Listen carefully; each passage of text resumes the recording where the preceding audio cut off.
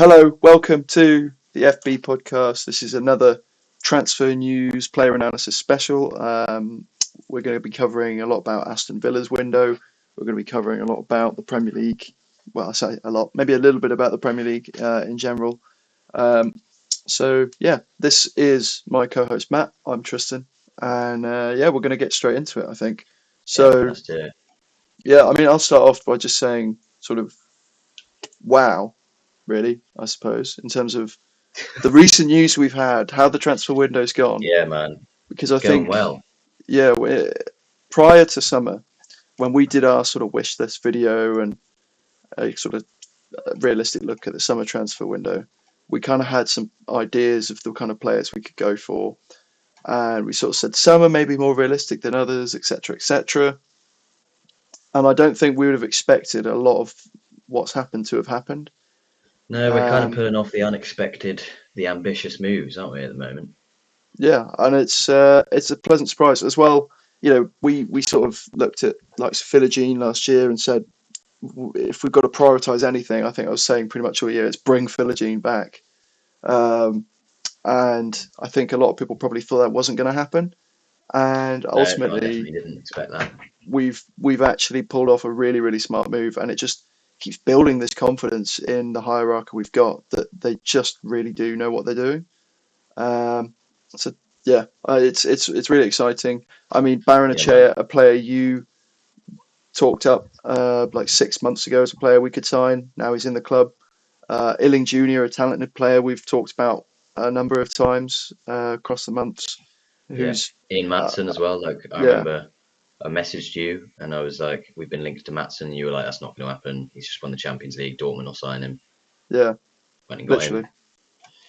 It's mental, yeah. And like even Ross Barkley, to an extent, he could have been a more difficult signing to make because even though he was at Luton, the way he performed last year and the shouts for him to get England call-ups, he had the Mm. right then to move to I don't know, a Brighton or a West Ham and demand first-team football. Yeah, there's plenty Um, of clubs who could have signed him, yeah, who probably would have wanted to.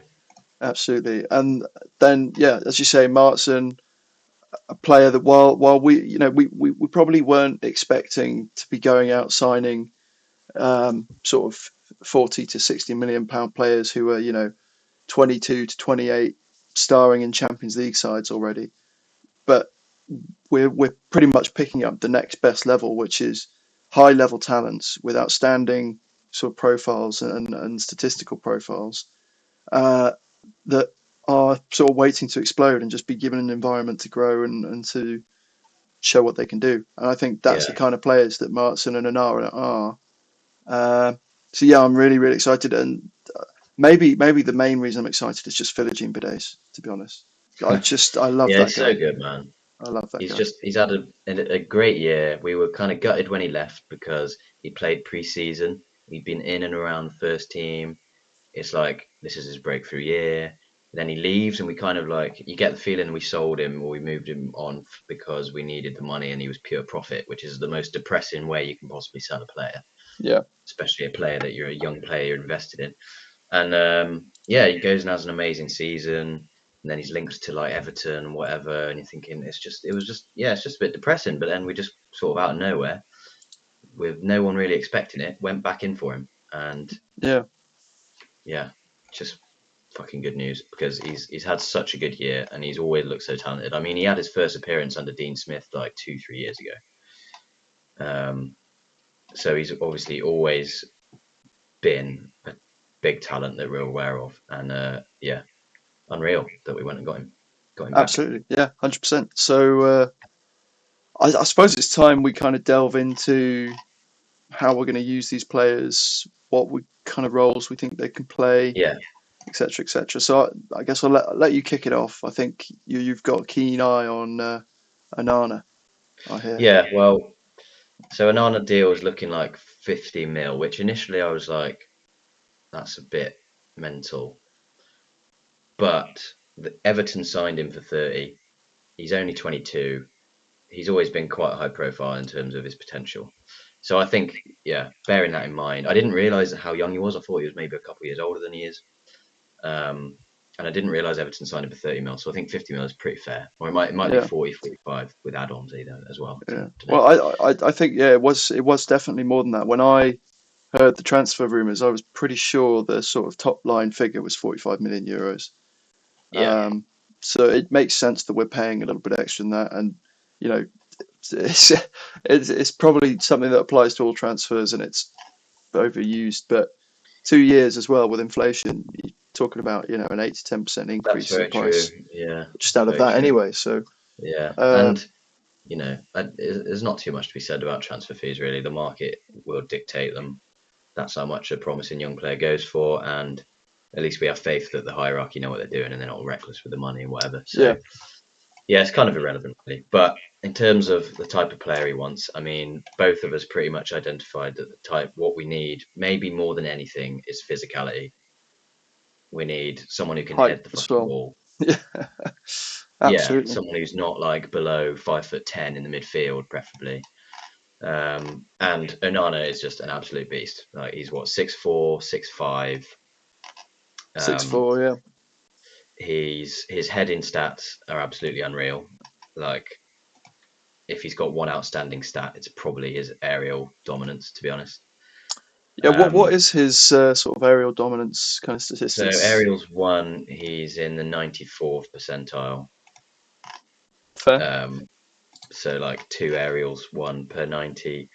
Um, so yeah, it's his outstanding stat really, along with tackling, which is also very nice because he's one of them where yeah, he's primarily kind of a defensive player, but not just because of his physicality. He's actually technically he's good in the tackle. Like he wins a lot of Yeah. tackles cleanly. So Okay. yeah, he solves that physical thing, that height thing, absolutely perfectly. And then I think the exciting thing with Onana is that he's more than that. I think some people, it's kind of interesting the perception of him. A lot of people have this perception that he's quite a limited player, and he's like being carried by his physical stats and his physical attributes, and that's what really makes him the player he is. But then some people, when they watch him play for Belgium, they think that they have this completely different perception Yeah. because they see him carrying and progressing the ball a lot better. Um, and he's got quite a good range of pass on him when he plays for Belgium and stuff like this. He plays a different role. So the exciting thing for me about Onana is that he's been playing the Sean Dyche team, and that's why his statistically he just looks kind of rubbish progressively. But then you watch him play for Belgium in this Euros, and you watch him play for Everton as well, and he's comfortable collecting the ball in deep areas. He's comfortable at playing the short pass, progressing the ball forward. Those kind of like in the small way, but he's also got long pass into his game.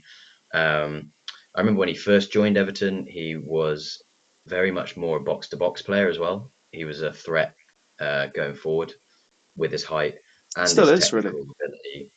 Um, he was good, yeah, getting in the box as well. So he just looks he's just a great player. He just looks like a player with loads of potential. He's 22. It is a lot of money, but I think when Emery identifies a player, you know, you can be pretty sure that that is going to be a promising player, and he will be improved by Emery as well. And I think Emery wouldn't sign a midfielder who's not kind of good on the ball and can't dribble and can't like bring the ball forward. So very exciting stuff. The interesting thing for me, I think, is where he's going to play. This will probably apply to all of our signings because like Yeah. the squad is pretty full now. So like the interesting thing about all these signings is we're signing a player where we've already got other players. So this player is clearly going to be doing something particular, which is the interesting thing.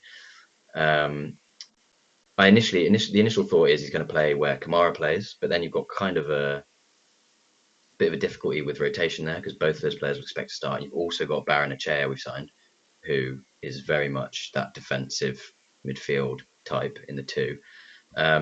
So with Onana, I think there's a possibility that we see him play in Luiz's role, um, because he does have probably better progressive abilities than Kamara, to certainly better kind of attacking instincts in terms of getting to the box than Kamara. And because we've got Baranachea in that Kamara role, and we haven't actually signed another midfielder to replace Luiz directly, except maybe Barkley, but he's not a starting player. Um, So yeah, the interesting thing is where he plays. I think there's a possibility that we see him play in a more progressive role than he's playing at Everton, and actually play in the Luis kind of position, Yeah, getting into the box and playing yeah, a bit more creatively. But it's interesting. I don't know. yeah. I ultimately see this as a defensive signing. I don't think he'll play the Louise role at all. I think that will be left for Tielemans and for Barkley. I think he might play in a two-man midfield. Well, it might be a three-man overall, but two sitting deep. But he just won't Yeah, play that same role. And on the price, I think ultimately what decides if a player is worth it is what the sort of majority opinion is, what the consensus is when the signing is made. How do people feel? Do you yeah, smile when you look when you see that transfer? Do you think, oh yes, great signing? I did. When I look at £50 million signing and I look at the ceiling he has, what he can bring to our squad in terms of impact, in terms of experience, in terms of age profile, all of those different things, plus meant much more that I'm going to get onto. He's clearly worth that to us and to Everton as well. So I don't really have a problem with the price. I think it's what you've got to pay. I think he's going to have a yeah, bigger impact on our squad than Diaby did, and we signed Diaby for more than that at 2 years older. So yeah. obviously a more proven talent, better talent as well. But that's That's the just the thing with reality of Onana. it. He's like, yeah, it doesn't feel inflated, does it? I guess, like you say, if you go off purely off feeling, it doesn't feel like we're overpaying massively. It doesn't really feel like we're overpaying at all, to be fair. And Mm. like you say, with the impact on the squad, because we have this very obvious weakness with height and physicality in the team, you can see it really clearly on set pieces. You can see it generally in our play as well. Uh, the impact on the squad with this will be massive because he's got that physical attribute. We've got Chair now in midfield as well. He's quite tall. Ross Barkley's physical. Um, yeah, it's And very Tool, smart that we're identifying that weakness. yeah, and as well with the Nana is he kind of has this niche sort of role, uh, which we haven't really got another player for other than I think possibly Barrenechea, because I don't think Kamara can play the same role as those two. So I what think role do you see him playing I if see it's it not Kamara as as well? so if you well he can I think he will play partly Kamara's role, but I think ultimately he'll also change Kamara's role when he plays it. And Yeah, the same will happen if he were to play next to Kamara. It's technically Luiz's role, but he'll change it in the fact that he is that player in that position. Because, so, I mean, you touched on a lot of this. He's a decent passer, we know that, especially playing balls forward between the lines and playing long yeah, he does balls. like He's the got through great ball. technique. Yeah, He's not the best passer yet. He's not at that elite level. I think his completion's about 84.1%.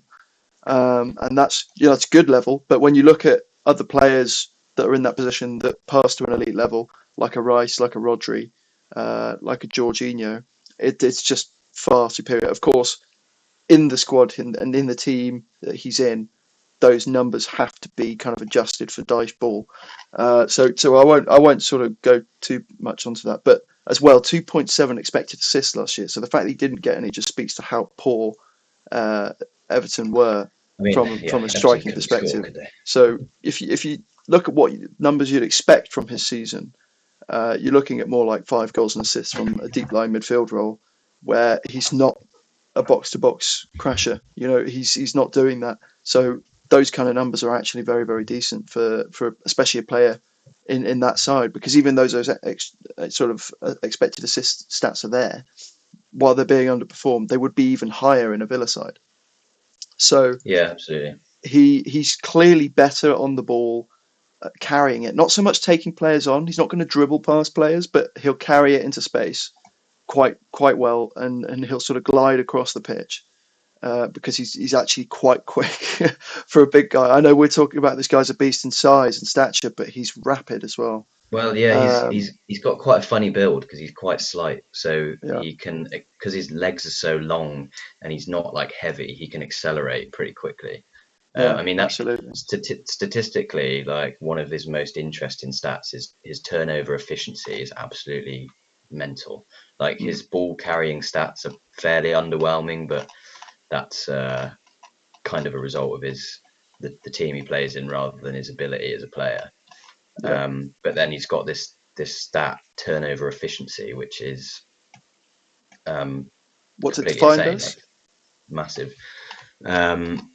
So I was trying to look for a definition, and I couldn't find a clear one because like it's not a stat you hear very often. Um, Well, I do know a few stats we it's can look at for his defensive stuff. I tried to find one on his slide tackling because if you ask me, his slide tackling's got to be up there with the best in the Premier League, and yeah, therefore potentially the yeah, best in his Europe as well. technique in the Because tackle is really good. yeah, I just want to rattle off a few defensive stats for you. Like, and this is in a Dice team, right? And I want you to compare these kind of discipline stats as well to our midfield last year.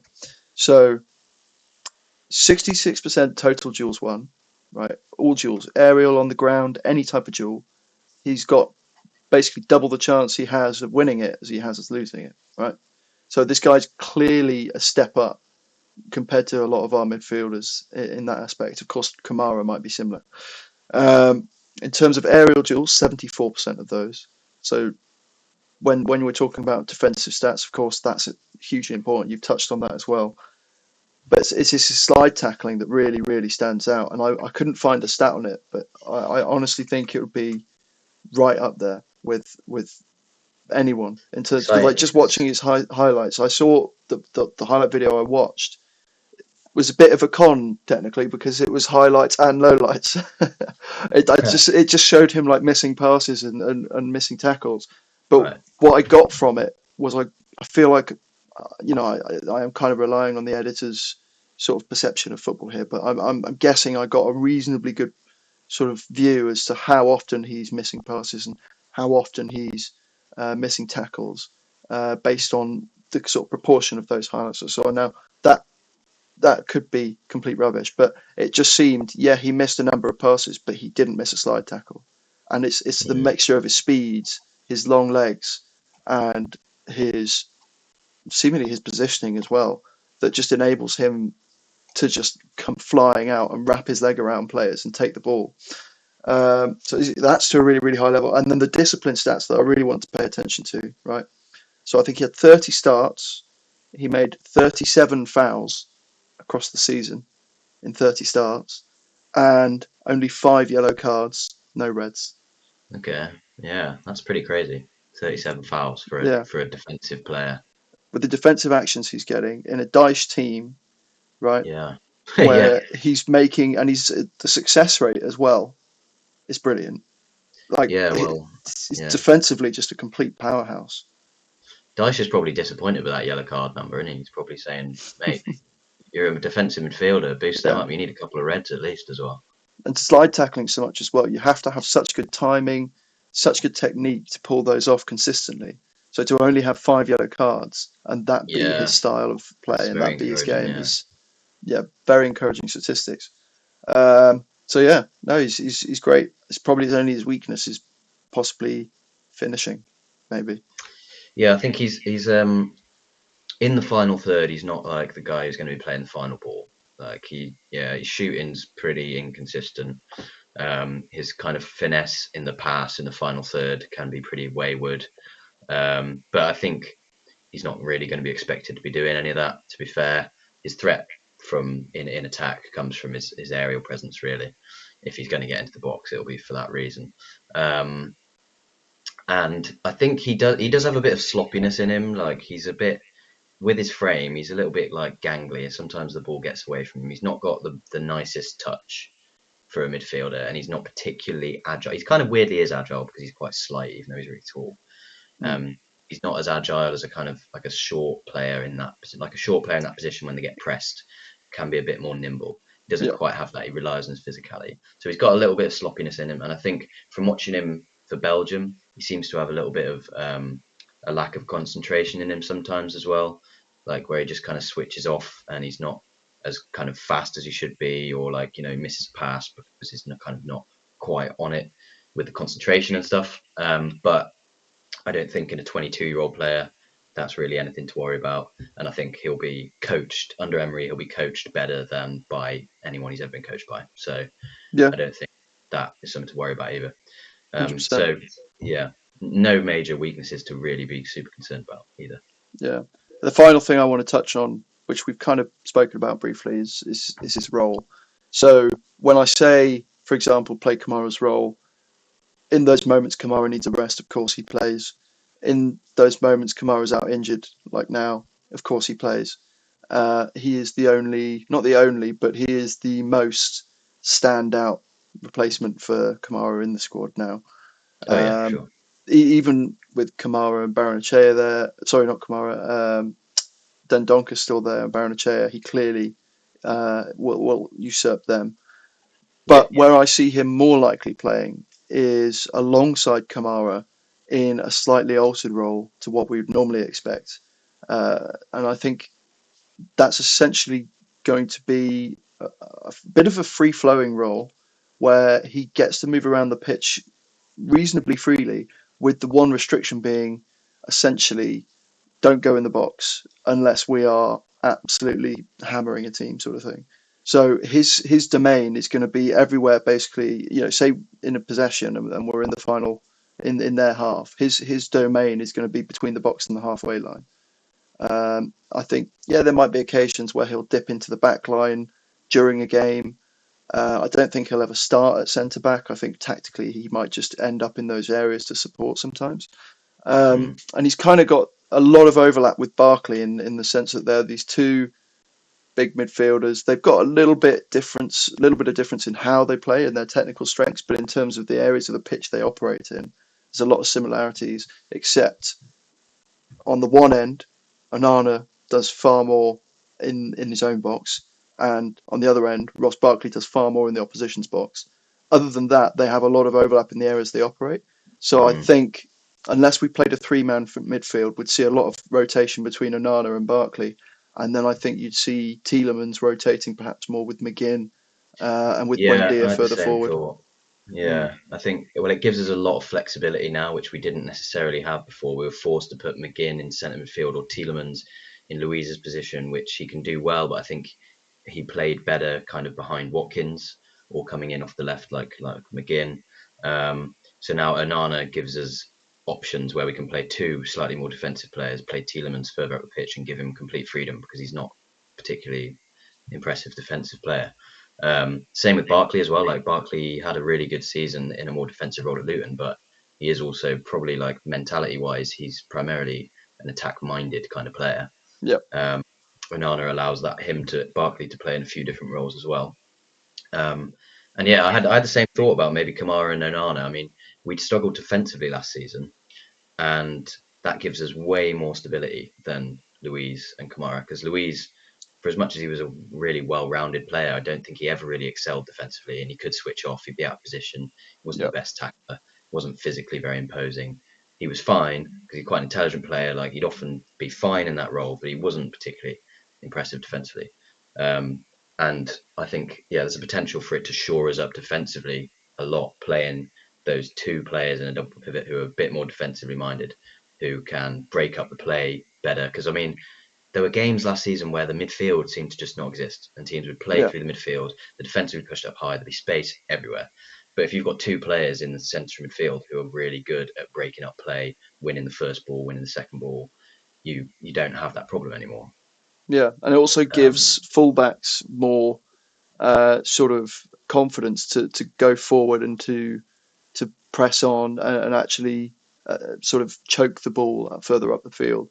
Whereas having just one player sat there in front of, say, two centre backs, the fullbacks feel like they have to be much more reserved, and then we're yeah, I hampered mean, you really can in an still attacking have sense. what you can still have. Yeah, you can still have four players in your defensive line and have both your fullbacks pushing high up the pitch. If you've got Onana and Kamara in there, Yeah, both fullbacks can fly forward and know that they've got four players back there defending. So yeah, it gives us a lot of flexibility as well as filling a gap in the squad that we really needed in terms of literally just someone above 6 foot.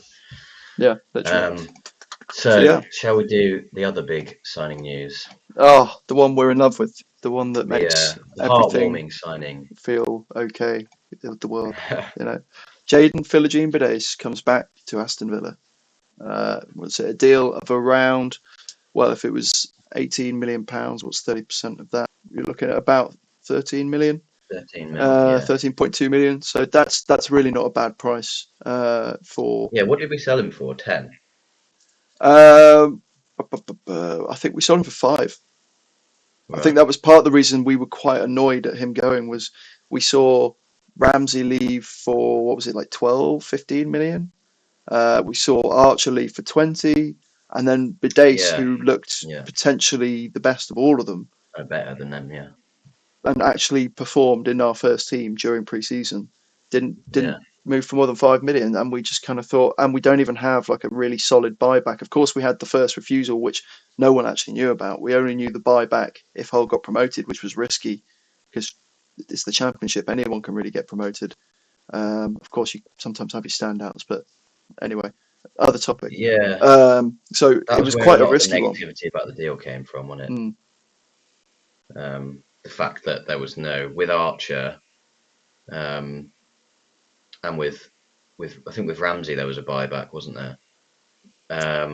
And yeah, I'm with not those sure with players, it's like Ramsey. there's a Yeah, clear way we get this player back, and essentially we were like, they're going to just end up being loans if they play well. But with Philogene, it felt like we were properly selling him. It was like, if Hull don't get promoted, we're just not getting him back.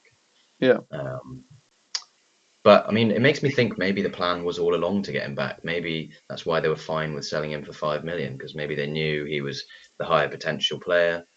Maybe they knew that they more than likely were going to be signing him back, and so that's why they were happy for him to go for less money, maybe. Um, but yeah, we did brilliant. get him back. Do you know what? This signing would be like it's already exciting. Don't get me wrong, but it would be so much more exciting if we hadn't signed Dobbin and we hadn't signed Illing Jr. Don't get me wrong. I'm very much pro having Illing Jr. at the club and Jaden Philogene, and I have ideas of how it can work. But to bring him back with a clear space in the squad for him to occupy and get minutes and really challenge to start would have been the dream, really, because Yeah, like his numbers are great. We know those numbers are great, and we're never going to start sort of saying Jaden Philogene is not talented enough either, right? So he's got both sides to his game in from a sort of football analysis point of view, right? And then when you watch him play, it looks like he's just not doesn't care because he's just playing in a division that he's too good for. Some of the goals he scored were outrageous. He looked like he was playing in second gear the whole time. And so I think, yeah, as soon as you get this guy in an environment which is super, super competitive under a really, really high level coach to really hone his skills and push him, he's going to absolutely explode. yeah, man, And good I'm stuff. just so glad he's come back. And maybe he won't start straight away, but I think what we could be planning here is to use him in that sort of second striker role because Duran possibly still leaving. We now see Diaby might be leaving, but we'll touch on that as well. So there's a space potentially there. Well, I know we've said that could be a space for Morgan Rogers. I ultimately think we will see another player leave out of probably Buendia or Ramsey, or we might see a loan for Rogers. I don't know. Probably not. Really? Well, you just got to think, and I mean, we've linked to this Semi Kilishoy again, another player we'll touch on Yeah, well, that's the weird later thing. That's on. the only iffy about Um, the Philogene thing yeah, is he'll it's where certainly we play. play him, you know. But I think if you're looking at this from a perspective of different games require different setups, and therefore we're going to rotate based on tactics, not just who needs the most minutes. This is actually a very ideal scenario for Philogene because we don't really have another left winger that plays like him. He's the kind of left No, winger, the profile that Unai's been after since he got to the club, but hasn't signed yet. When he was looking at Nico Williams, for example, that's yeah, exactly well, the kind of quite player. similar. players. Yeah. that he's looking for, and it's a player that receives the ball high up the pitch and takes players on with for a lot of two-footed ability, so he can go inside, outside. He's very, very flary, very, very successful in the dribble. I think all of his carrying Oh, and receiving stats and all of his take-on stats are all in the 90th percentiles. I know it's for the yeah. I mean, championship, yeah, his but numbers are incredible, really. still, great Um, goal scorer, and obviously can set people up too. And he's just that player that is just constantly forwards. While he does do his defensive work, he's a great high presser. He's not the kind of winger that's going to drop back and slot into a midfield like a Ramsey or a Rodgers or a Buendia, right? Or an Illing Jr. For that matter, who we could even be playing left back at this point. I don't know. So God he's knows he's what's happening to that. yeah he's going to be absolutely fantastic in those games where we want to play like a bit of a 4-3-3 with our traditional wingers, having a Bailey or Diaby out on the right and him on the left, or even Bailey and Diaby and with him on the bench, whatever it is. He's going to be fantastic in those roles. And then of course we talk about having so many players and what role they can play. If Diaby and if Bailey can be sort of merged into centre forwards, or not centre forwards, but sort of reserved false nine, shadow striker type forwards. Then why can't Philogene Bidace do it as well? Because he's a great finisher, two-footed, which makes it even easier for him in that position.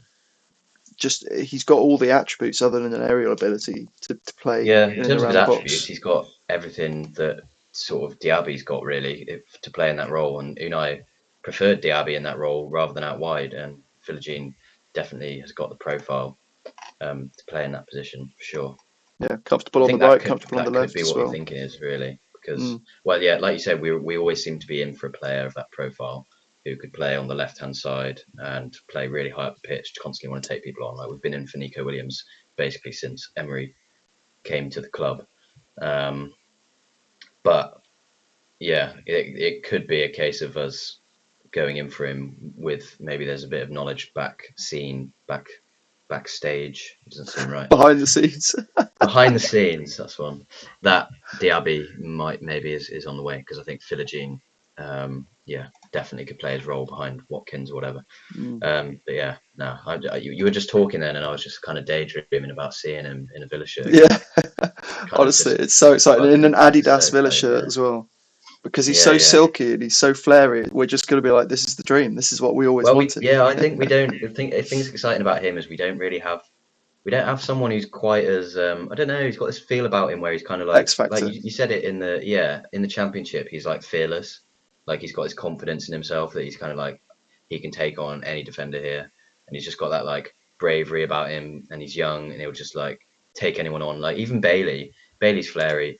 Bailey will do that for you, but sometimes he's a bit more reserved and he cuts in on his left hand side and he passes. Whereas like Philogene's just got that excitement about him because he'll get the ball and he'll just run with it and he'll just dribble Yeah, and he'll just press it and he'll get us up the pitch. It's just like exciting to have a player like that in the team. yeah. Well, I think more Um, of the difference between them is they obviously have a lot of overlap in their abilities. But what we see from Bailey a little bit more, and this could be system based thing as well, is that Bailey will tend to pick up the ball a little bit more frequently on the halfway line, not only on the break, but also in build up. And he'll carry the ball. Of course, he'll dribble with it, but he'll just take the ball 20, 30 yards sometimes, use his pace to get into a bit of space and just carry the ball forward until he's closed down. And then the whole team's moved up the pitch by 20, 30 yards, right?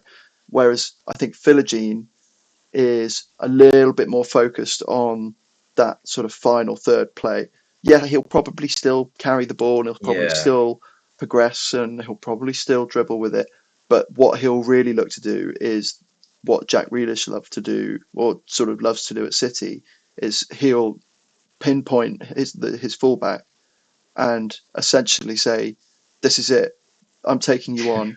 You either stop me or yeah, you don't. If you don't, it's going yeah, to be a very high quality chance or a goal. If you do, might be a penalty, and I might look stupid, but I'm going to keep trying it again and again and again." Like that's just yeah. who It he kind of just is. takes a player out of the game, doesn't it? Yeah. So, I mean, it's an asset we kind of have, but not in quite the same profile and not to the same extent. So Yeah, I'm I don't excited. think we do quite have that in the team really, especially not someone who'd play on the left hand side. Like you say, Bailey.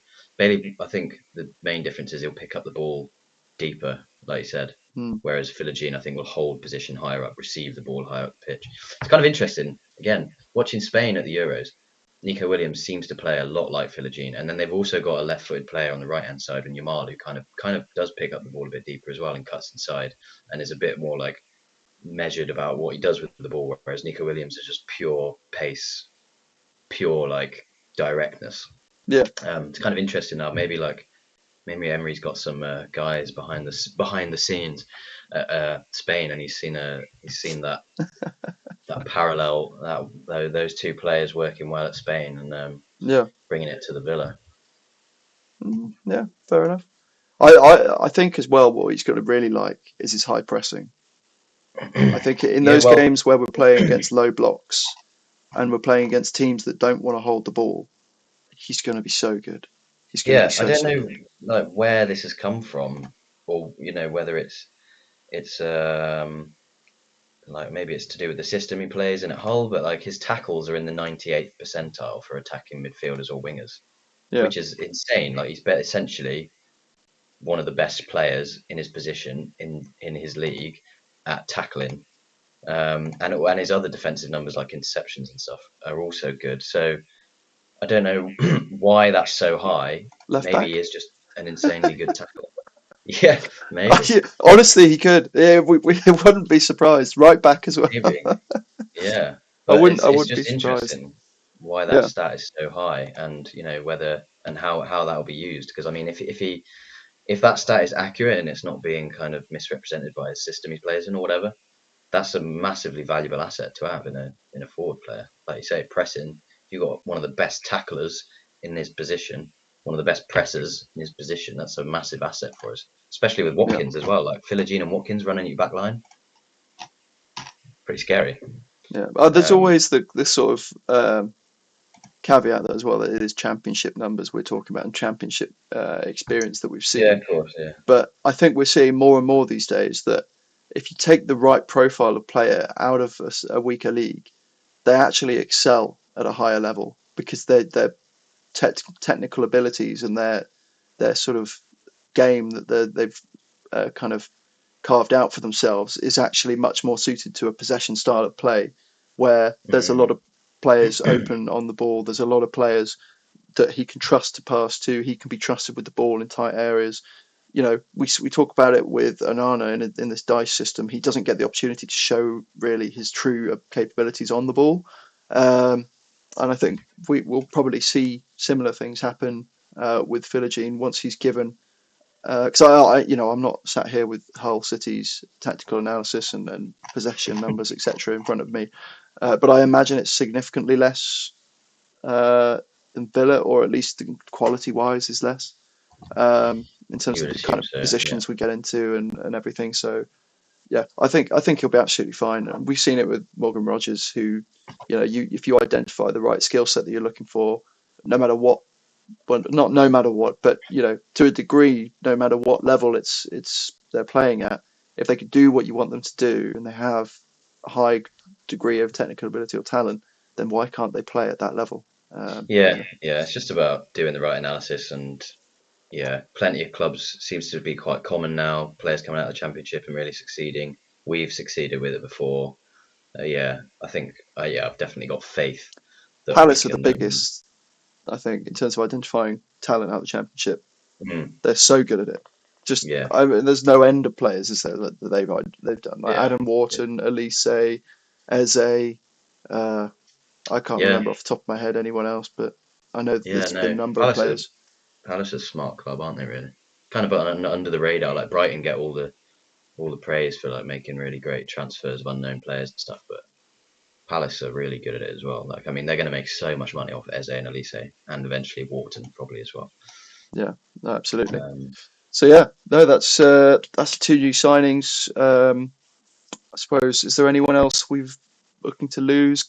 I don't know if we mentioned this in the last one, but Chambers has had his medical with Cardiff City. I don't know if that move's finalised yet. he's definitely Matt, left. Well, it's funny. Villa put a statement out saying Callum Chambers leaves the club, Oh right, but didn't say anything about Cardiff City. So I think maybe hmm, his contract was terminated and they'll sign him on a free or something like that. possibly, yeah. Unless was it But up he's this definitely summer left the anyway? club anyway. So, what'd you say? Was his deal up this summer anyway? I'm not Yeah, well, sure. I don't know. Potentially. Yeah, could well be because I mean, he wouldn't have signed a new contract realistically in the last Yeah, 2 years, will he? Because he's always been a bit of a fringe player. So yeah. I he's wonder, only 29, man. Jesus. Callum Chambers. Yeah, I know it's a bit mental how he sort of seemed so appealing at a number of points in his career, but then Just never quite somehow, landed on anything. yeah, no, never really got a preferential role, so never really expressed his true abilities. I mean, I Yeah, think he did well for us, of course. he did. Yeah, Um, he's kind of underrated. I mean, that Liverpool game at the end of last season, like he made the tackle that set up the Duran goal, and in our heads at this point, he's a player who's just like a complete nothing player. Emery's come in, we've improved above the level that where we need Callum Chambers, and then he comes in second last game of the season and plays a massive role in us getting a draw, which ended up not being that important, but it could have been. yeah, So yeah, he did do a good job for us, and he's kind of one of them players. He does a good job at every club he goes to, but like never gets his role kind of thing. yeah. Did he ever play for Southampton? Or am I? Yeah, he started at Southampton. Yeah, Arsenal signed him from Southampton. He made 75 appearances for Arsenal, which again, like, not bad. yeah. Although Then during a a few worst part of their loans. career, I suppose. Yeah, We just got yeah, to remember his goal against Leeds. What was it? yeah, 2 years yeah, ago? man. Oh my Yeah. God. Yeah, he's had some good moments for Villa, hasn't he? And I remember him getting a really good assist one time as well, like edge of the box. He curled a cross in. Because he's the Oh kind yeah, of for player Coutinho. That was the exactly like. same game. That was the same game. Was I'm it? pretty sure the 4-0 win against Leeds. Yeah. Right, yeah. Yeah, he's like technically a really good player. Like he's a really good Mm. passer, and he's not like great on the ball, but like he played at defensive mid sometimes in his career at Fulham, I think. Just kind of a bit of a shame because he's sort of in between player, in between a midfielder and a centre back. Yeah, I think he could Um, easily have done a job for Ipswich, for example. Like the fact he's going yeah, yeah, that's a good shout. to a Yeah, why championship wouldn't side, he? I'm Yeah, because surprised. he's 29. He's been actually kind of useful at Villa, even though he's barely played really. Played in Premier League level his whole career. It's a bit odd that at 29 he's dropping into the Championship, but maybe he's just spent so much time on the bench in his career, and he sees he's 29 and he's like, you know what, I want to spend the last few years playing because I mean, Championship's still high level, still a Yeah, fun it's league to be still in. Like like maybe ultimately, if you just look at 30 life in games. general, it's still a very good position to be Yeah, in to be playing yeah, championship football, earning thousands of pounds a absolutely. week, right? So Yeah, yeah, he's not ultimately gonna do himself out of a job just because of his ego. Because I think at this point, playing so many supporting roles at different clubs, he's got really no ego and probably is very much a team player and a squad yeah, player. absolutely. Yeah, So yeah, no, fair play to him, and yeah, wish him luck.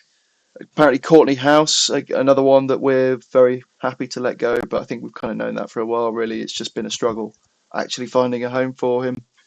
There's an interesting thing I heard about Coutinho's loan deal to Vasco da Gama, is that there's a strange clause. It could turn to shoot us in the foot, but it may just speak to just how serious they are about signing him permanently at the end of his deal. But there's apparently a clause which means that no other Brazilian club can sign him permanently at the end of the loan deal without paying an additional like £14 million to Vasco da Gama on top of the fee that they pay Villa. I don't know if this is like fake news or something, but I read this, right. I'm pretty sure, on the Birmingham Live news article. So what do you take from that? Do you take that they've got intentions to sign him and they don't want him to go to a rival club? Well, you'd think so, wouldn't you? Yeah, Otherwise, it's that's just a what my case of take would being be. like, we want him now. We But we just, don't want you to have him in the future. yeah, it's just a bit Yeah. weird.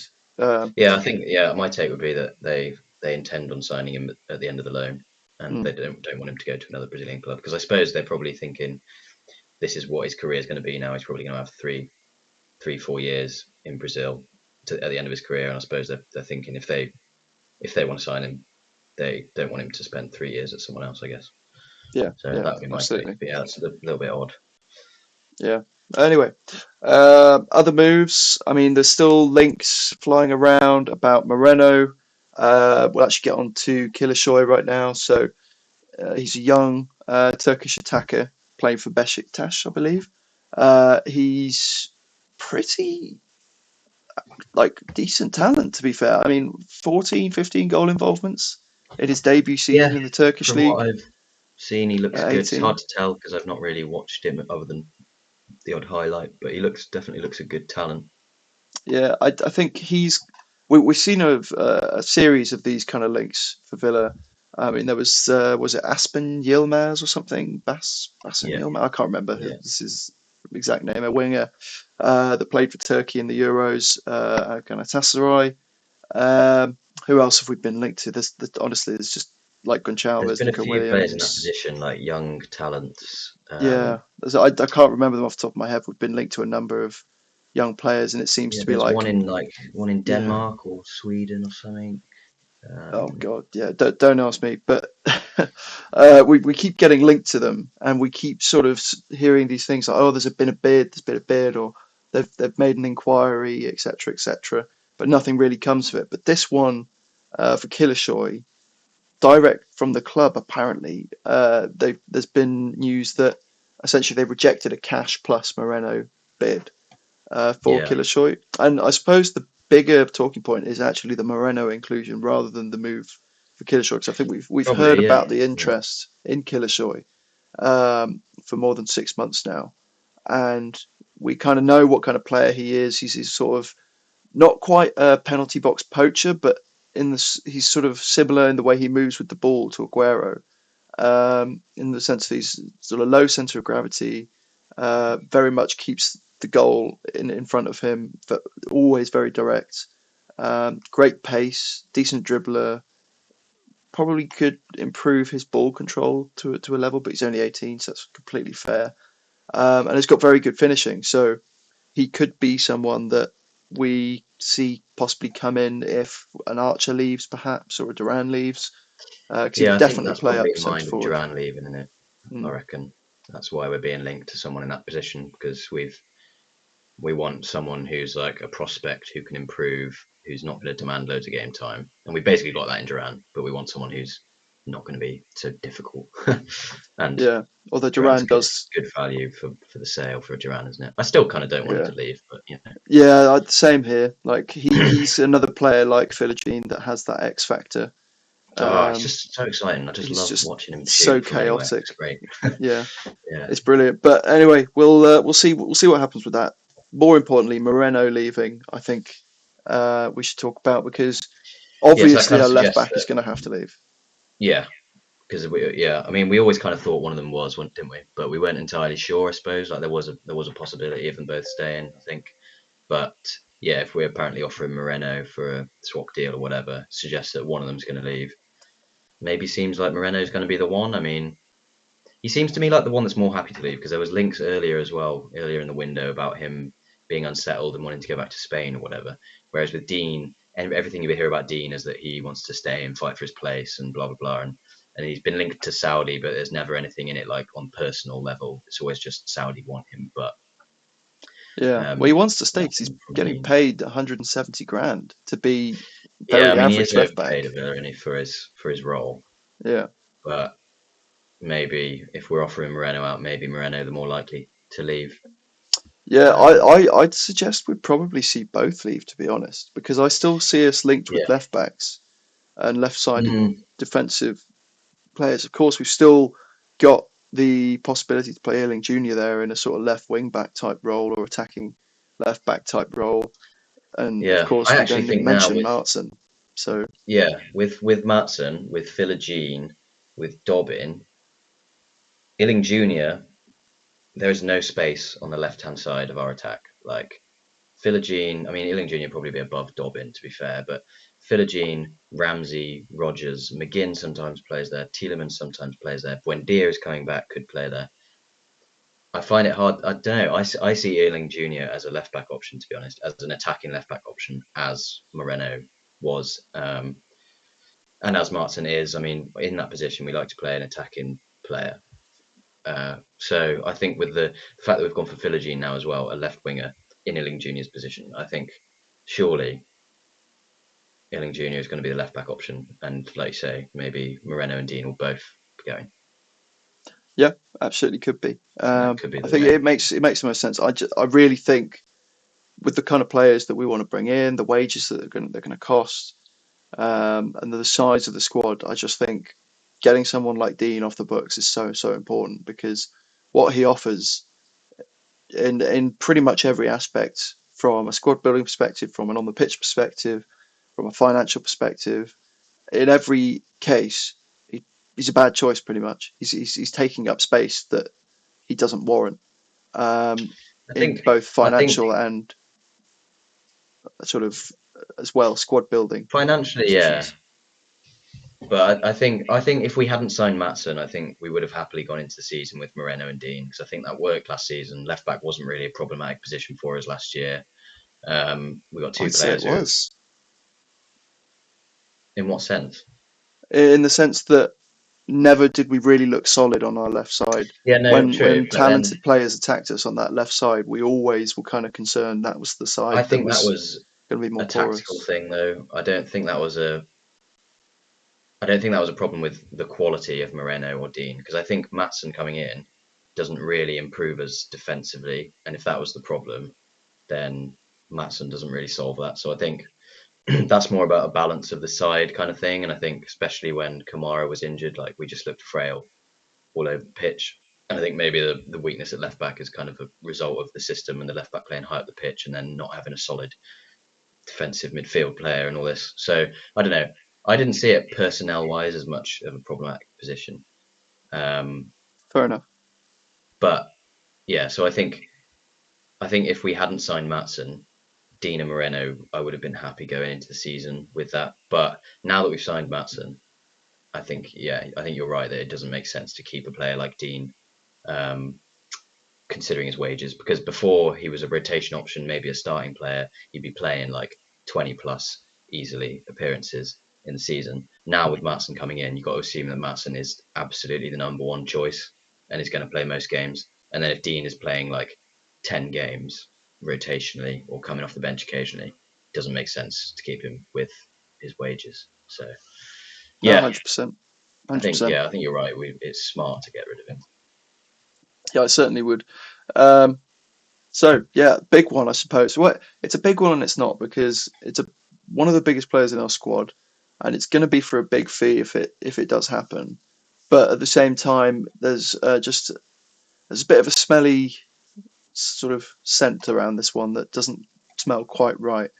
Um, I should probably finally say who it is. DRB, of course. I was going to say that. Yeah, it's just kind of just rambling on there, just giving loads of clues, but not Yeah, quite feeding you the carrot.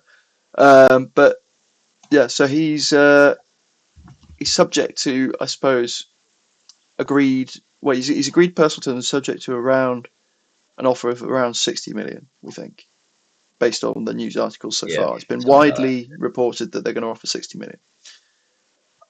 I don't know about you, but I just see no reason at all that Aston Villa would accept that unless something behind the scenes has gone wrong. I understand why Diaby has agreed personal terms because more than likely he's being offered outrageous amounts of money to go play there. And from his perspective, you kind of got to look at it as, of course, well, I'd rather play at Villa, most likely, being Champions League, being he's been there for a year, he's You'd still have getting to well assume paid, that would be the much better preference. Yeah. side, you know. And what's likely going to happen, especially if the fee's 60 million, is Villa are going to say no. In which case, he just gets to stay in a great side, playing Champions League football, getting paid a lot of money, great players around him. And if he leaves, he can probably play there for 2 or 3 years, be set for life, whatever, and then come back and sort of finish off his career. Because let's not forget, he's what, 24, 25? Yeah, yeah. It's not Um, like he's going to be there forever if he goes to Saudi yeah, Arabia now. yeah, It's literally, not necessarily even playing his best years. Like he might hit his prime at 27 and he can come back to Europe or whatever. exactly. Um, So he's definitely got that opportunity. And another thing, I think he'll be quite open about the fact like with the Villa hierarchy, if anyone asks if it's true, and why he's doing it, he'll probably say, "Look, I don't actually really have that much interest in leaving, but they've offered me an amount of money that I can't refuse, and it's up to you. If they offer you an amount of money you're happy with, I'm happy to go if it helps. If not, I don't know. I don't know Musa Diaby personally, but he seems like quite a You know, he seems like quite a how do I say, like a fairly stand-up guy. Like he's probably got his seems principles. kind He of down to seems, earth. He doesn't seem like, yeah, you know, quiet, he's down to got his earth head kind of screwed on guy. kind of thing. Yeah, Yeah, I'd say so. prioritizes the right things in life. So I could see him sort of being in that neutral space where he's just like, on the one side, I have a great career where I'm already providing for my family, whatever else. And on the other side of it, I could set my family up for life, and my career might not be quite as good, but I only have to do it for 2, 3 years, something like that, and then I can come back. So I don't know. I don't think there's too much in this, to be honest, personally. Um, Yeah, I'm inclined to yeah, agree. Something feels a bit off about it. He's been here 1 year. He looked good. He didn't hit the heights we maybe expected, but I think that's normal for a winger in the first season in the Premier League. He's playing under a great manager. We've just got in the Champions League. It seems for him to leave would seem like he's chucking away a really great opportunity at Villa, and he'd be throwing away a few good years of his career. But the money argument is very convincing. Like he will be on an insane amount of money that will set up his entire family forever. Um, but it just the timing of it just seems fishy, and I just think there's no reason, like you say, there's no reason we would accept an offer because he played a pretty significant role in the team last season. Emery signed him, like he's clearly a player that Emery identified and wanted to sign. So Emery's not going to want to like get rid of him and then have to bed a new player into that position, that role. So something seems a bit a bit weird about it. But I wouldn't be that surprised really because at a certain point, if they offer us like £60 million or whatever, that gives us a lot of opportunity to go and sign a player, you know, in the same position with just as much potential. So yeah, yeah, at a certain point, absolutely. financially, it kind of like becomes a bit hard to refuse, I think. Yeah. Well, if he But yeah, does go, then I think we at least probably ask for 75, 80 million, first of all, because, 19 to 20, just nigh on 20 goal involvements in yeah. those When we 50 signed him for a club appearances. record fee, he got Yeah, 20 near 20 goal involvements. We're in the Champions League. He looked good. Everyone can see his potential. Most players of that profile go for like 65, 70 plus. Like, I mean, we're absolutely. And signing Onana, the who's protein, the profit that we want on him as well. pretty Um, decent. yeah, he's getting the gym apparently. But yeah, no, the profit that we'd want to see on that kind of player, ideally you'd probably want to look at least 40, 50% profit on a 1 year turnaround like that with 4 years Yeah, left on his yeah, deal. yeah, It's in such a profile. Yeah, that's what you'd want. And to be yeah. honest, I think if we did that, I don't think we would turn around and sign a big winger because Bailey would start there, and you've No, got I actually don't think Philogene we who would can either. support there, Yeah, and then on the other side we've got Rogers, Ramsey, yeah. No, Eddie I actually agree. Junior. I know I said a Like, minute ago that yeah, we can go and sign someone else, but then I just thought about it. It's like we've actually got plenty of players there, and it yeah, maybe just gives us more money to go sign like a marquee centre back or something like that. So, that's what I think. Yeah, it'd either be a Bainia or it would be a big hmm. centre back, like maybe not Araujo. I know we were linked with him, but obviously just Yeah, someone that very profile, difficult like someone move. that Like level. just huge signing, yeah. But Yeah, honestly, it's more likely, I think, to be in facilitation of a move for Bainia. I think because I think that yeah, is Emery's golden boy, and I think so. as Yeah, well he's my golden when boy as you well. well, when we look at the kind of way the transfers have gone so far, we've gone, oh, we don't really know what's happening. Oh, we're going to lose Louise. Oh, what's this window going to be like? Are they going to make decisions that we're not going to like? But actually, it'll kind of turn out well. I think we started to get that idea with Dobbin, and with selling Louise and things like that, and selling Timur Robenham. We started to maybe take a negative view on how the window was going. But then, as soon as we saw these rumours about Martson and we signed Martson, now we've seen Onana and we've signed Philogene. It's just kind of flipped my Yeah, mentality on its head, and it's like actually like a lot of these big players we were linked with, or exciting players we were linked with, we are actually still in for them. we have got the Yeah, money yeah, to spend now, and there is a plan in place. So I wouldn't actually be surprised to see Bainey come in later in this window now.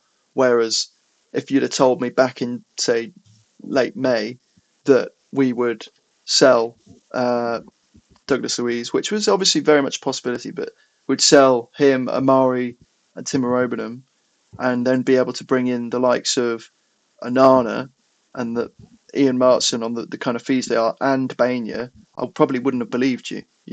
Probably would have thought, yeah, yeah. uh, no, that doesn't sound like it's going to sit well with PSR. But it really seems like we have structured these deals well, and we've got the space to go out and sign these players. So yeah, it's Definitely. I mean, exciting. that's what it was about. Was giving us freedom, really, wasn't it? I think it was about Mm, just freeing up the space so we can go out and do what we want to do. And I think someone like Bainha is probably a deal we want to do. So fingers crossed for it, innit?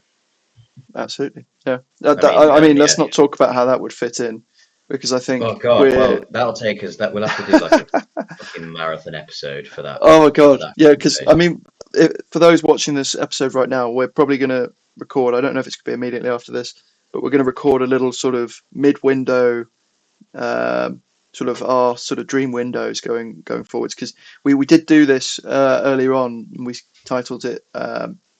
What was it? A It realistic was look at Aston Villa's summer transfer window. yeah, it Um, was like yeah, it was sort of just a preview for the window and what we kind of were yeah, hoping or expecting to happen. yeah, and but that was done, I think, even before Ross Barkley was announced. I think, I think so. or That or was like around when the the window time. opened. It was yeah Yeah, before everything. I absolutely. think. So the landscape's completely changed now based on the players we've signed. I spoke a lot about the criteria that I had for the player I wanted to bring in, which was someone who would bring us more structure in the midfield, who would bring us more physicality and height, and would essentially give us more rotation in the and depth in the midfield areas as well, which is exactly what we've gone and done, for example. So now the focus completely switches into finding other ways where we can get the most impact and the biggest bang for our buck in an addition. Mm. Yeah, it's like we're filling the gaps, and then once you've filled the gaps, then you build and get things that will push you to the next level. I Yeah, think Bainha always seemed like an ambitious one because it's like he'd be amazing, but we don't really need a player like that. Like a player like that is a luxury that takes us to the next level, but we need someone with height and physicality, for example. But now it's kind of like we're filling the gaps slowly, and we're kind of almost there. There's few, maybe the right back, centre back position is still a bit of a problem, but once that's fixed, we're pretty much there in terms of weaknesses have been covered, and then that's when you go and sign your kind of luxury Bainha type player. And yeah, the speed with which we've kind of filled all the gaps in the squad is really encouraging for a luxury signing later in the window, like a Bainha kind of thing. yeah. All right, but let's not go too deep into that because that is the next video. So, No, yeah, yeah, lengthy one. we'll That'll be a touch difficult on. conversation. Oh yeah, let's touch on some rumours and some news kind of outside of Villa. What's going on? Of course, there is the big What's going news on? now that Onana, having virtually all but agreed Oh, this deal to come to Villa, has essentially ruined the chances for Manchester United to torpedoed the sign Branthwaite deal, which is nice. Jaron Branthwaite. Yeah, so that's a rival club losing out on a big target because of us, which is brilliant. If we then go and sign Todibo that they wanted to sign as well, that'll be That'd uh, be unreal, wouldn't it? that'll be even better. Yeah, Yeah, so hate it forever. absolutely brilliant. They do look like they have got the signing of Xerxes across the line, which I think will help them and provide a Yeah, massive impact for them in forward areas because of his profile and the way he drops deep, like a bit of a Harry Kane style yeah. Well, player. we talked about him a lot, haven't we? And I think I Yeah, don't know whether did we talk about him in relation to Man United specifically. I think we did yeah, because yeah. I think a little his bit. pressing numbers are amazing. That's a big part of his game. And I think we talked about what was his name? Big guy, Man United. That Weghorst. Vokhorst, yeah, Yeah, and how it was kind of weird that he went to Man United, but within Ten Hag's system it worked really well because he pressed yeah. basically. And Xerxes is like Weghorst, but also he's a great passer. He's a good dribbler. He's a finisher. Yeah, proper good signing to be fair. It'll, Um, it'll really free up the likes of Garnacho, likes of Rashford, to make those runs about. I think it's going to completely change Rashford's fortunes at Man Yeah, United. well, Um, Rashford worked really well when Weghorst yeah, was playing at Man United, and Weghorst was just a facilitator, wasn't he, for the players around him because he dropped a bit deep, he pressed, he did the kind of the dirty work that Rashford didn't need to do it then, and he could basically just run past his man down the line, which is what he likes doing. And yeah, Xerxes does that as well. So yeah. I think next year Manchester United could be a much bigger problem for the likes of Chelsea, Newcastle, um, those sorts of teams, even potentially I was us. waiting for you to include Villa, Even but potentially us. Yeah. Well, I don't want to get too drawn into players that come in, right? Because we see some clubs, we consistently get excited about the players they bring in, and then mm, due to the manager, due to the culture, whatever it is, those players don't have the impact we expect year on year. And then there's other clubs where we see them bring in a player and we go, that's going to be amazing because we know the club's a great recruiter, he's got a great system, got a yeah, great yeah, structure to really bring players in and let them thrive, and they do. And that's at the likes of Manchester City normally, or sometimes you look at players that come to Newcastle, that go to Brighton. That happens. That's happening at Villa. Whereas teams like Manchester United, Chelsea, and who else? Maybe Spurs to an extent. Sometimes I don't know. More yeah. Manchester I mean, United I than think Chelsea. yeah, United and Um, Chelsea are the big ones. It's we, like we they could we see sign it. Yeah, literally could sign Lionel Messi, and you'd have doubts about whether he'd work because yeah, it's not really about the players, like you say. Yeah, absolutely. So that's why I say they'll probably be more of a problem for the teams that they finished in and around, because I think we'll improve markedly yeah. with Like they'd have both. to improve a lot to Yeah, get to where we look like we're going to be at next season. yeah, because Um, weirdly, although our first summer with Unai was last summer, this feels like the real first summer with Unai. I yeah, don't know. yeah, Do it you know what does, I doesn't it? mean? Yeah, it Like does. that first summer was about, okay, I've got nothing that I've asked for here. This is a complete blank canvas. Let me just go and sign a couple of really important pieces that allow me to start to put the pieces together in this squad, so I can play the way I want to. And then this summer is really about those, as we say, filling those final gaps Yeah, and creating that complete system, that complete squad that can challenge. So I think, yeah, especially with the likes of De Ligt coming in, the fact that Sancho's happy to return to the club now, and they've put their differences aside themselves in terms of Eric Ten Hag and himself. I think, yeah, they're going to be significantly better next year. I don't, as I say, I don't want to back them to challenge us for Champions League, because partly bias and partly, as I explained, they've yeah. shown I that they're mean, not consistent. So that'll be it's hard to interesting. predict, isn't it? I think Champions League would be a big step up from where they were at last season, but I think they're kind of making the right moves. And like, I mean, we talked about Ten Hag when it looked like he might get sacked or he might not, and you said that they should get rid of him because of his performance, and I said that they shouldn't. And I think the reason why I didn't think they should is because I think the problem wasn't him; it was the structure, and they seem to have changed that structure. Like they've got a new owner. Obviously, they've got.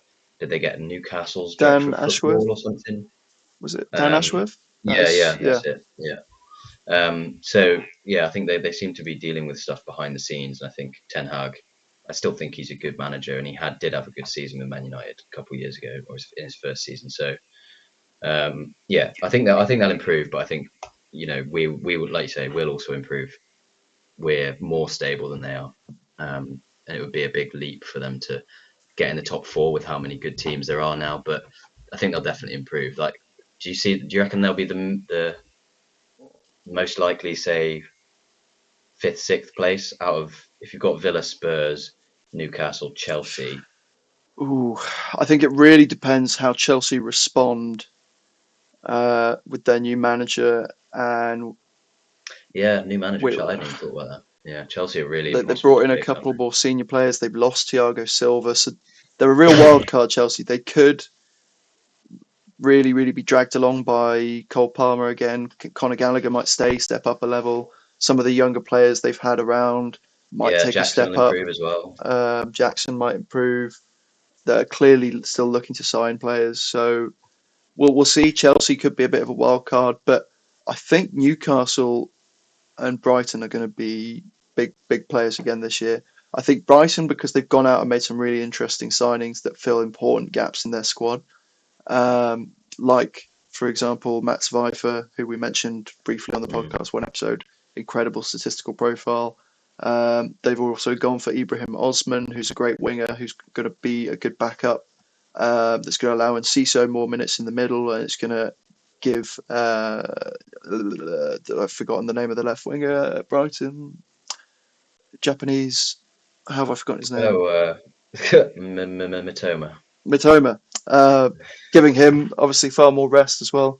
And then Yakuba Minte in Yeah, from Newcastle, who had great numbers last season as well, out on loan. I think he was in the Belgian league.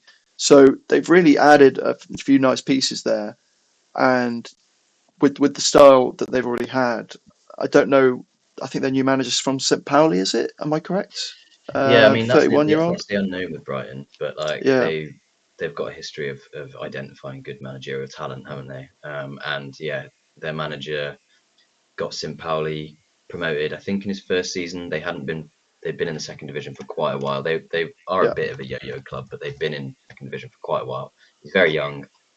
He had really successful at Pauli. So looks like that will be a good appointment yeah. as And they far won't as they won't have Europe this year as well, so that's going to be a big factor in their yeah, fitness levels true. and the Yeah, squad management. Same thing with Newcastle; they're not going to have any Europe this year, and they, I don't.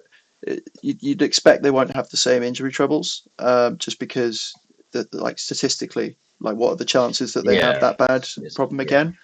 Um, and you never like to give injuries too much credit because every club experiences injuries, and from year to year you'll have more than average or less than average, and you can't really blame that for your performance because everyone has the same sort of standards to sort of abide by, if you know what I mean. But they've lost a couple of players depth wise in terms of Anderson and Minte, of course. Um, in terms of players they've brought in Lloyd Kelly, which helps for cover on that left hand side. So still yeah. Sort of not the funny. greatest personnel on the left hand side at the moment. It's like decent rotation with Byrne, Target, and Kelly, but not that top line quality that you need. Of course, yes, there's Livramento that can kind of play out there, and you might play Trippier out there, but those two really haven't looked particularly polished recently. No, So no. we'll see. Um, it's more the fact that they are now stable from a PSR perspective, and I see a lot of links for them. The fact they're not getting business done early doesn't help with my confidence in them to sort of succeed this year. But they're not going to lose Guimaraes most likely. They're not going to lose Isak most likely, and they're not going to lose Gordon most likely. And those players getting another year in that squad after such a great year for all three, I think they could be dangerous if they can keep Yeah, those I players mean, fit, which is they've likely still without got the European football. basis of their squad, haven't they? Yeah, So they're while they don't seem to be making any massive signings, they might I'm sure they will improve in some areas, but probably the most important thing is they're retaining their level at least because they're not losing big players. So I still think they'll be a threat for sure. More stable than Chelsea, but potentially less sort of top level potential because Chelsea, with the players they've got, you never know. They've definitely got the potential there to have a really, really good season. It's just yeah, absolutely. don't know if they will. Mm. And Newcastle as well.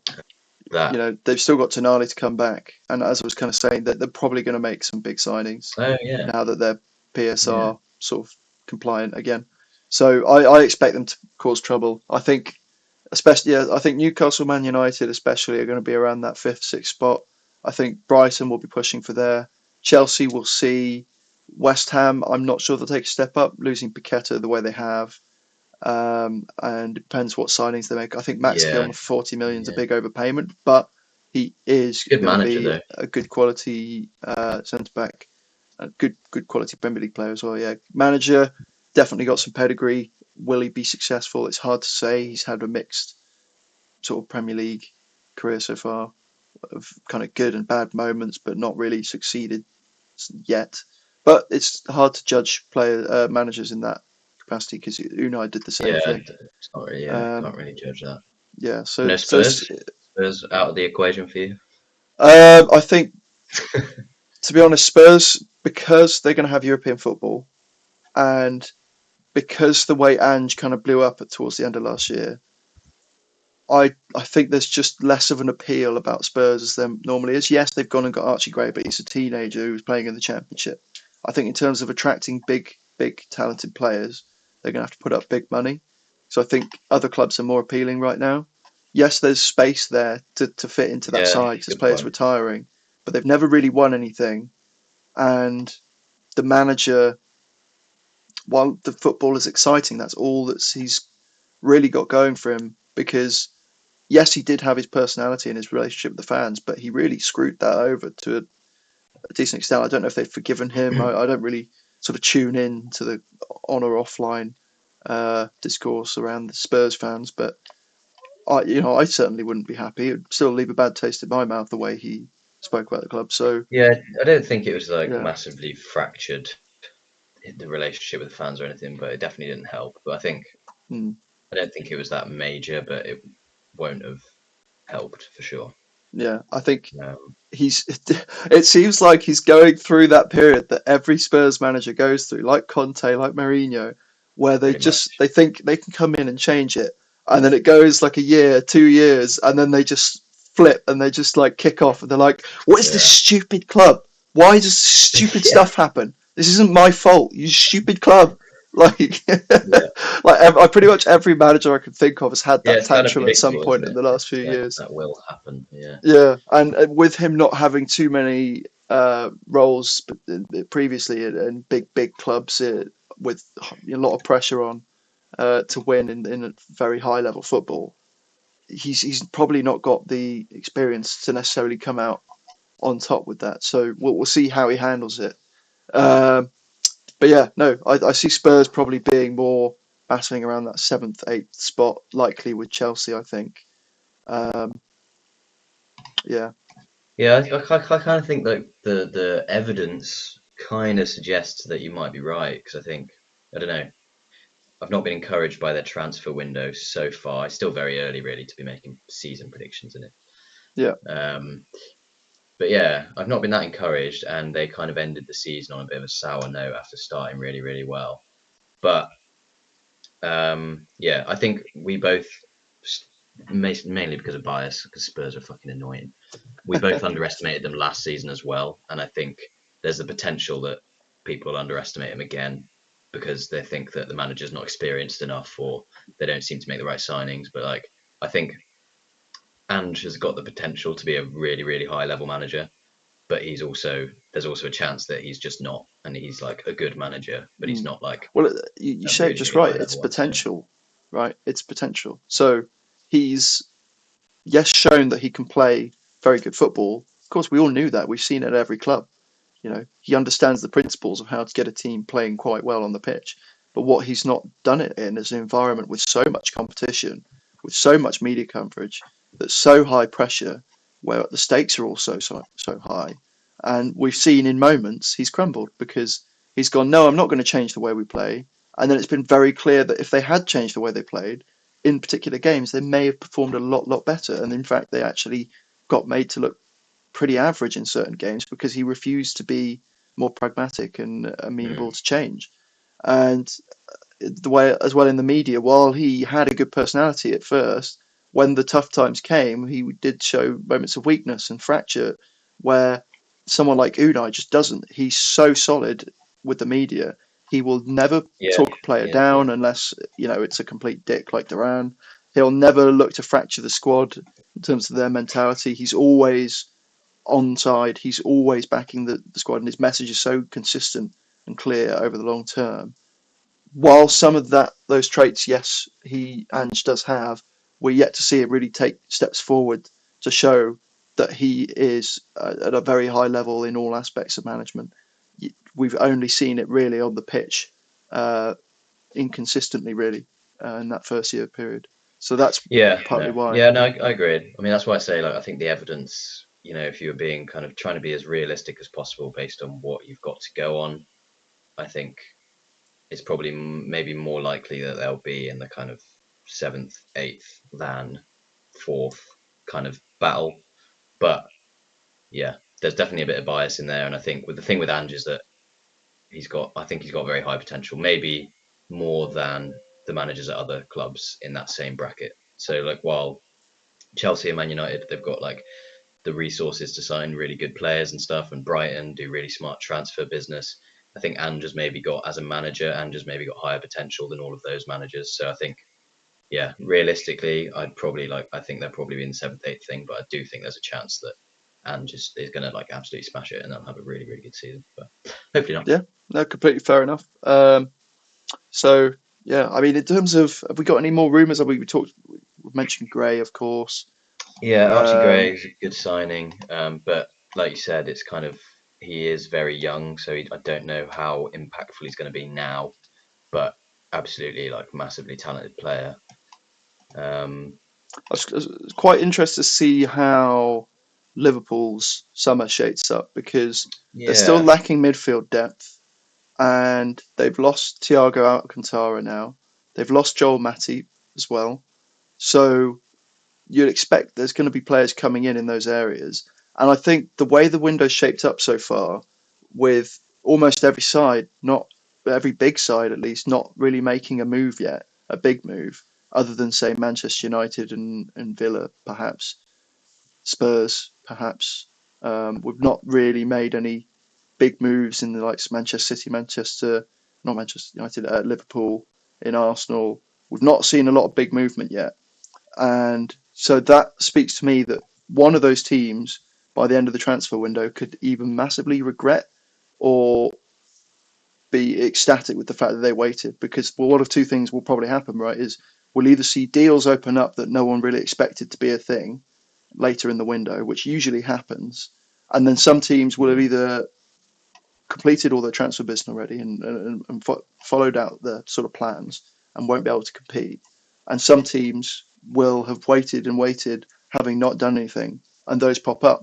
The trouble will be if a team like Liverpool, who need extra recruits, they wait and they wait and they wait, and then they lose out on that signing to, like they did with, say, Caicedo, Jesus, to Chelsea, for example.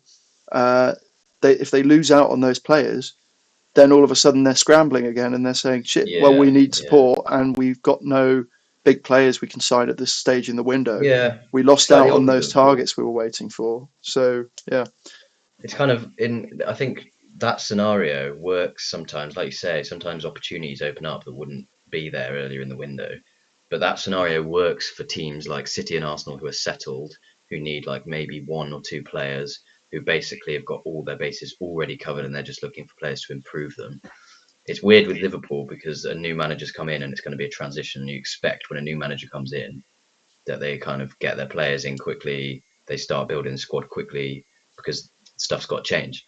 Mm, Um, so yeah, slightly odd that we haven't seen anything from them. I mean, there's always the factor that it's the Euros, um, yeah. so everything's a little bit slow at the moment, and maybe in a week or two, stuff will start kicking off a bit more. But yeah, I think you would have expected Liverpool to be going early on stuff because there's going to be a bit of a transition with them. I think we are seeing an emphasis as well across the market of teams and players wanting to think more long term, wanting to consider their Yeah, future, wanting to consider their game time. And so a lot of teams and players are deciding their fate early in the window, not only, just to have that comfort and ease of sort of peace of mind sort of thing to know what they're going to be doing and what their role is and what they've got to be focusing on. But also they know that they're going to get game time. I think yeah, if late in the window when you see teenagers and guys in their young 20s happening to be available for like 40 to 60 million pounds, they can move, right? And that might be a great decision. That perhaps say you go to Arsenal and you're a young striker, that could end up being a great decision. You might get loads of game time and score a ton of goals in that side. But then on the flip side, you might get no minutes and you might end up like the next Nketiah or Balogun. So it's really a risk, sort of late in the window for young players to move for big money. So yeah, I don't know. It's going to be interesting to see how it all pans out.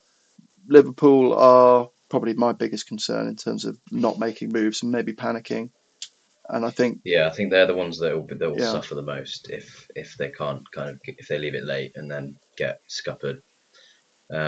they're definitely probably the more vulnerable ones in that situation. But they are also generally a well-run club, and they've still got a solid squad as well. Like they kind of had a transition period last year, didn't they? And they signed McAllister, and they signed players who were long building for the long term as well. So it's not like they're massively deficient in sort of quality players or whatever, but Yeah. they've probably got more to do at the same time than Arsenal and City, especially if the new manager wants to change stuff up. So, but yeah, I mean, Yeah. we'll have more to say on that kind of the more general transfer window in like a couple of weeks, won't we? Because I think stuff will start kicking off after the Euros. Yeah. Villa No, are kind of the absolutely. exception to the rule, really, aren't they, in getting stuff done early at the moment? So Yeah, a little bit Manchester United and Chelsea as well. West Ham have been fairly busy. Everton have been fairly busy, bringing in Ilian and Dye as well. So that'll yeah, be Everton interesting to seem to see. be doing some smart stuff. Like, I mean, Irobanham looks pretty solid for them. You know, with Onana going now, it's kind of a straight swap, really, isn't Yeah, a little bit plus 40 million, but you know, it? Yeah, yeah. it's that's the question, right? Do you think if in Arobanham in 2 years' time we will see a player as good as what Onana is now, and therefore was it really worth the 40 billion? I think likely no. There's a chance that Irobanham has the potential to get to that level, and like I think if he completely fulfills his potential from what we've seen of him, he's got the potential to be a better player than Onana because he's better on the ball. I think basically, like his raw technical ability is Yeah, maybe better than Onana's. But I think what likely will happen. I mean, that would take absolute perfect development for Irobanham to become a better player than Onana. Whereas I think most likely Irobanham will improve and he'll be a good player, but I don't think he'll be as good as Onana will be yeah. or is now. Slightly Yeah. more forward thinking, slightly more on the ball type of player.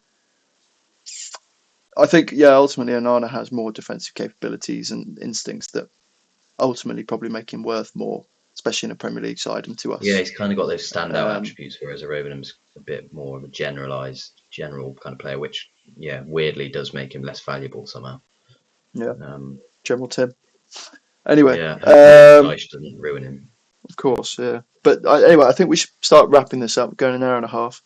Big old, big old episode. So yeah, anyone watching, of course, thank you so much for watching all this way into the episode. So like, comment, subscribe. I don't know if there's much to comment on this video. We just kind of rambled and rambled and rambled. But yeah, absolutely do so if you've got anything to say. Well, And yeah, tell us how buzzing you are for Philogene to come back, yeah, that is the and big one. how many goal involvements he's going to have next season. Yeah, let's. Actually, I think best thing to comment is put down in the comments where you think different players will fit in. If you've got similar ideas to us, would it be interesting? If you've got different ideas that we haven't considered, that could be interesting. So yeah, absolutely. Leave those comments, and well, the next episode will either be probably today as well. I don't know, or I'll leave it a couple of days, upload it Monday. But it'll be our sort of remainder of the window squad building episode. Yeah, So yeah, well, look out for that. I think we do it next week, and hopefully we'll have a kit announcement as well, so we can properly imagine what all these new players are going to look like in the Villa squad in the new Ooh, home kit as well. yeah, potentially. All right, yeah. Well, we'll leave it there.